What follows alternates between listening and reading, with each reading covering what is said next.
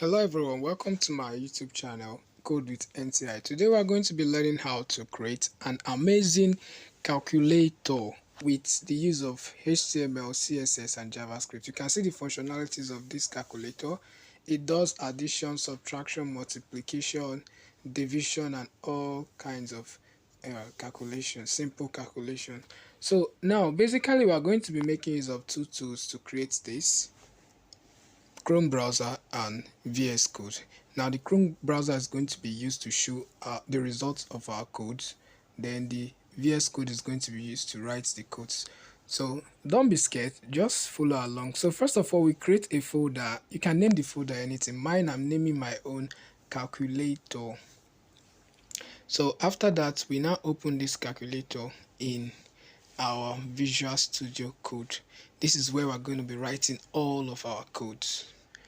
Yes, so as a beginner, you can just follow along. So open folder, click on open folder, then locate the folder. It's already on my desktop, so I'll just open the folder from here. So from here now, we'll allow it to load. So we'll be needing three files. First one is index.html, second one is style.css and scripts.js.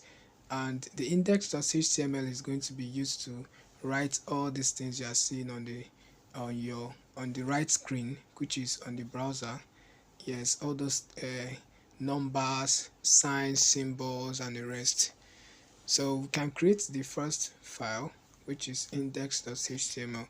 Now one thing you should take note of is if you don't use the extension or the format.html, your code is not going to show on the browser.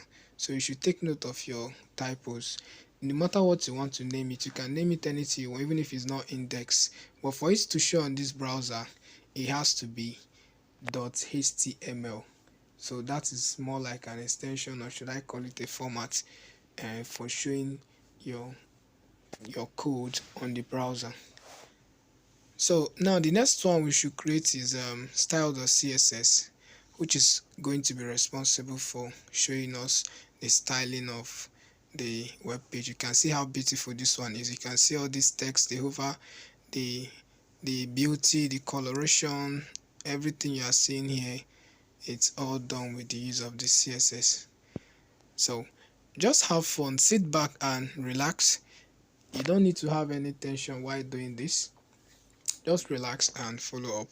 Yes. You can also get yourself a popcorn or chips. Yes, I like eating small of these chops while coding, so to ease tension and any rush hours. So the script.js is actually responsible for all these functionalities you are seeing on this web app. Yes, on this calculator, you can see the plus, minus, the cancel, the numbers, the symbols, the equal to. You can see all these functionalities you are seeing here are all done inside the scripts.js. So meaning that all the logics we are going to be writing is going to be inside the scripts.js. So it's also part of the major part of JavaScript. Yes, that's the script.js. So now we are starting with the index.html. So take note that everything you are going to be seeing inside the HTML is what we are seeing on the screen now. So all these things you are seeing on this screen now, you can see these symbols, you can see the numbers, everything is going to be inside the HTML. So what am I trying to say? What I'm trying to say is that the HTML is actually responsible or fully responsible for input of anything text, anything symbols, anything signs. So it's not responsible for the functionality of anything that is going to be happening on this calculator. No, rather it's just the input of all these things you are seeing, the numbers, the equal to, the arrangement is not what the HTML does. You can see even this title, everything is going to be inside this HTML. So now majorly you should take note that the HTML is responsible for input of text. The CSS is responsible for input of colors or arrangement of your page or the calculator. So now we are importing the boilerplate for HTML. So this is the boilerplate. So we are going to be naming the title calculator. Then we are going to have a h1, which is a header. we'll just call it NTI calculator, which is this one that we already have here. Yeah, so we are trying to recreate everything that is here now on the right screen. So we'll just name it NTI calculator. So on this NTI calculator now, let's actually view this thing on the browser, because this one we are viewing now is already the old one. So you right click and then show in browser. So let's see it in our browser. So you can see now, you can see NTI calculator. So we are viewing our first page here. So congratulations if you have reached here. So next we are going to be creating a div. The div is actually an HTML element. So and the function of the div is just going to carry, just like a container where we are going to store all these contents you are seeing on this calculator. Yes, these signs, the numbers, the symbols, the header, everything is going to be inside. So basically why we are putting it inside this div is so that we can be able to style this whole content to be at the middle and to have this arrangement. So we'll put the header inside the first div, and then we're going to give this div a class, and then the class name we are going to give it calculator. So it is this calculator that we'll use to fetch this whole of these parts on the CSS. So the next we are going to create the input field, which is where we are going to be seeing the calculator, these parts here now. Yes, the calculations or the numbers. So we can call that part input field. So and the type should be text, because it's text that we want to say inside. And then we're also going to give this place an ID, so that we can be able to fetch it on the CSS and also on our JavaScript, that's scripts.js. So we can just give it a name display. And also if you check this one now, this one now is read only. Yes, but let's load our page and see how our page looks like. Yes, let's reload our page. Okay, so you can see the inputs now. Yes, I can write anything inside that input field. But then on this original one here, the one we are trying to redo, there is no, you can't input anything inside. Unlike this one here, now you can see on this one we can input letter. So we want to make it read only. Now the read only functionality will help us to only input text when we click on text, and when we click on numbers, or when we want to calculate. Not when we want to randomly input letters. So if you check now, if I reload this page now, you can't write anything here again because it's on read only. So it can only read any text that has been clicked, like, or any number that has been clicked. Yes, so basically here is the function of the read only. So next we are going to be wrapping all these buttons inside a div. So basically we are going to create a div and then put all the buttons, those numbers that you are seeing, those symbols, everything is going to be inside. Okay, let me basically say the buttons. Yes, the buttons, because we are going to be giving this div a class name called buttons. So and this is going to be for all the buttons that we're going to be seeing on the calculator. Yes, all the buttons that we're going to be seeing on the calculator, everything is going to be inside this div.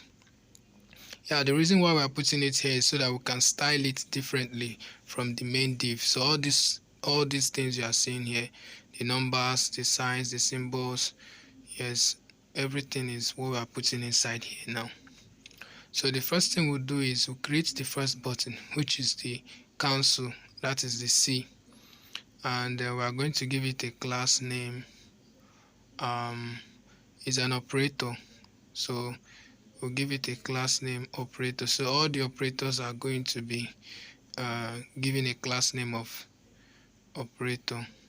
Yes, then we are going to give it an ID, a separate ID, which we are going to fetch in our JavaScript, that's scripts.js. And then we can just give this one clear, because the major function is just to clear. Yes, like if you put an input and you want to clear it, so we can give this an ID of clear so that it will be very plain to us. Then we can just put a capital C to indicate that this is for clear. Then the next one we have here is the backspace.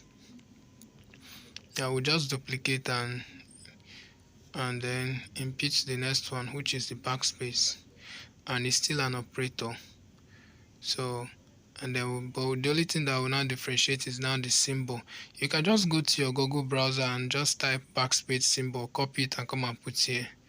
Yes, then you can impute the next one, which is the division sign. You already have a division sign or symbol in your on your keypad.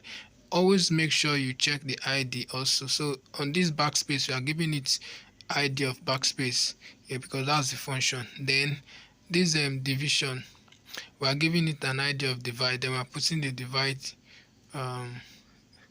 symbol there. So we'll call it divide here. So the next one we have here is a number 7. So it's going to just be a button, and this one would not need us to put any class there. All we just need to put is just an ID, and which we are going to fetch on our we're definitely just going to be making use of the button in our script.js, but we'll have to just give it an ID and not a class. We're not giving it a class but an ID. So we'll just say ID. We can just say 7. Then we'll put 7 here. Then the next one is 8 and 9. So we'll just duplicate this. Ctrl C, then Ctrl V 2 times. So change this one to 8 and 8. Then here 9 and 9. So the next one is an operator, which is multiplication. So what we just need is to just copy that one up there. Then it's still operator. We just need to change the ID and the symbol or the sign. Here we'll change it to multiply. Then we'll change it to multiply. Then we'll change the symbol to multiplication sign. Yes. So the next one here is 4, which is a button. So we'll just use the button here with the ID. Yes. So so we have 4, 5, 6. So we'll just name this one 4. Yes. Then 5, 6. Then minus and 1. Yes. Then here is 5. Then 5. Then the next one is 6 and 6. So the next one is an operator, so which is a minus subtraction. So we just take down that one here, and then we'll copy this one and paste it down here. It's still an operator, so we don't need to change the class. So we just change it to subtract. Then subtract. Yes, I'm correct here, subtract. So then change this one to subtraction sign. Then you come down. The next one is 1, a button. So we have 1, 2, 3. So we'll copy this one and paste like 3 different buttons. So the first one is going to be 1 here, 1 here, then 2 here, then 2 here, and then the next one here is not going to be, it's going to be an operation. Okay, yes, 3, sorry, 3, yeah.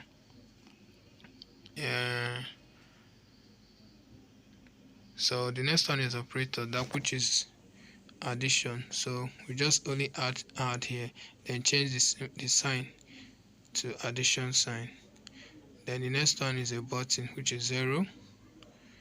So we just copy and paste that, so we change this one to 0.